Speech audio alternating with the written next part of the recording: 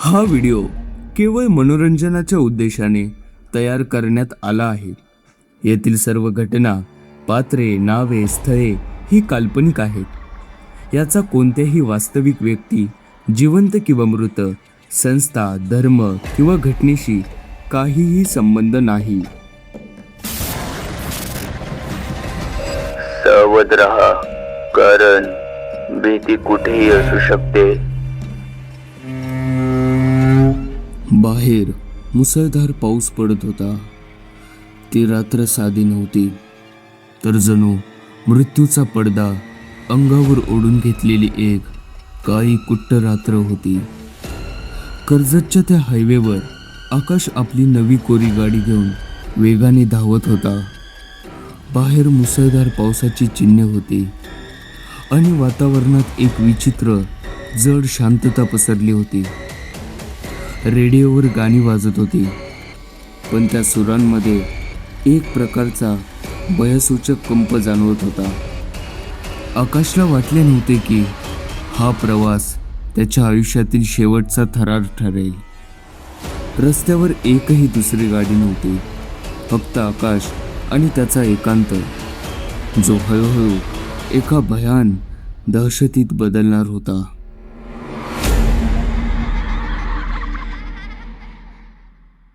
24 वर्षाचा आकाश, एक हुशार इंजिनियर, ज्याच्या आयुष्यात आनंदाची कमतरता नव्हती. नुकतीच त्याने मेहनत करून एक महागडी गाडी घेतली होती.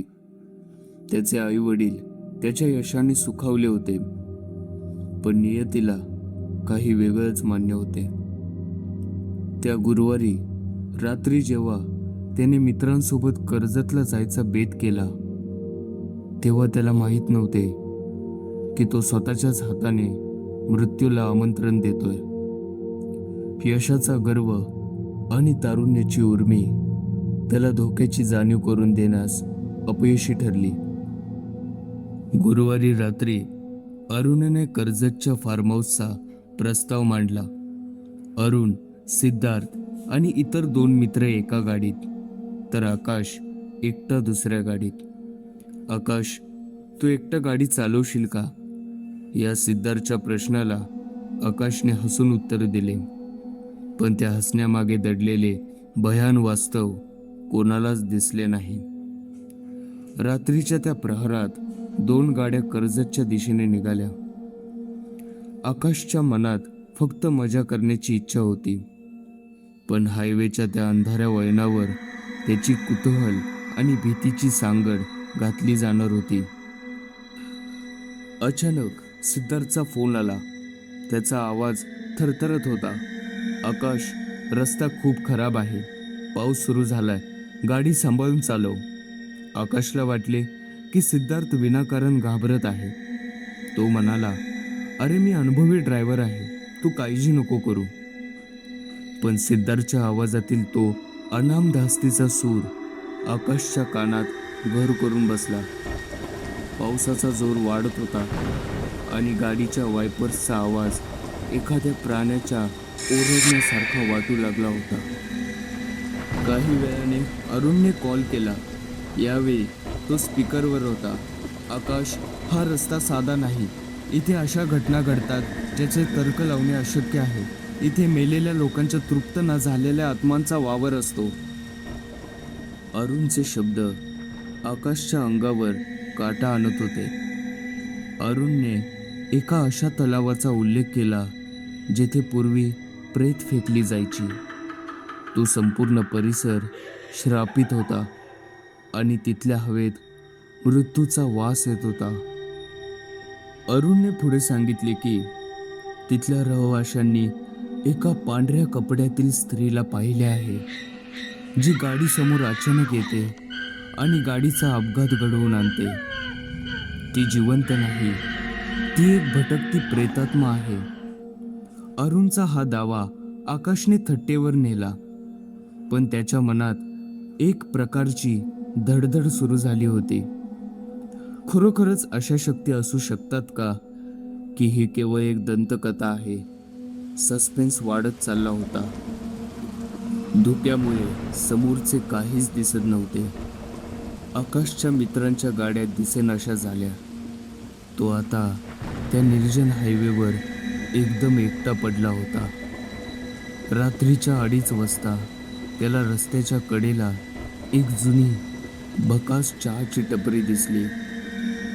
वातावरणातला गारवा हाडापर्यंत पोचला होता. त्याने गाडी थांबवली आणि चहा मागितला. पण त्या टपरीवाल्याच्या डोळ्यात एक अशी शून्यता होती जी पाहून आकाशला वाटले की आपण इथे थांबून मोठी चूक केली आहे. तेवढ्यात पुन्हा फोन वाजला. सिद्धार्थ ओरडत होता, आकाश, आमच्या गाडीसमोर ती बाई आली. ती रडते, ओरडते, म्हणते की मला दुसरं जीवन हवंय, मी मेले आहे. फोनवर त्या स्त्रीचा भयानक आणि कर्कश आवाज ऐकू येत होता. मला वाचवा, मी मेले आहे. हे शब्द ऐकून आकाशचे हात थरथरू लागले. त्याला जाणवले की हा खेळ नाही, ही तर साक्षात मृत्यूची सावली आहे जी त्याच्या मित्राच्या मागे लागली होती. चहावाला जेव्हा चहा घेऊन आला तेव्हा आकाशला त्याच्या चेहऱ्यावर एक विचित्र स्मित दिसले. जणू काही त्याला माहीत होते की आकाश आता संकटात सापडला आहे. आकाशने चहा न पिताच पैसे फेकले आणि जीवाच्या आकांताने गाडीकडे धाव घेतली. त्याला वाटले की तो चहावाला त्या भुताटकीचाच एक भाग आहे. त्याने गाडीत बसून दरवाजे लॉक केले, पण त्याच्या हृदयाची धडधड आता कानाच्या पडद्यावर आदळत होती. बाहेर मुसळधार पाऊस पडत होता. अचानक आकाशच्या गाडीच्या काचेवर विचित्र असे मोठे आवाज येऊ लागले. कोणीतरी बाहेरून काच तोडण्याचा प्रयत्न करत होता. आकाशने बाहेर पाहिले, पण तेथे कोणीच नव्हते. केवळ पाऊस आणि अंधार. पण ते आवाज थांबत नव्हते. त्या आवाजांनी आकाशच्या मनात दहशतीचा तांडव माजवला होता. त्याने डोळे मिटले आणि जोरात ॲक्सिलरेट दाबले. गाडी वेड्यासारखी धावू लागली. काही मैल पुढे गेल्यावर पुन्हा सिद्धार्थचा फोन आला. सिद्धार्थ हसत होता, अरे आकाश, आम्ही तुझी चेष्टा करत होतो. आम्ही फार्म हाऊसवर पोहोचलोय, तू कुठे आहेस? आकाशला वाटले की भीती संपली, पण त्या क्षणी त्याच्या गाडीसमोर एक विचित्र प्राणी आला.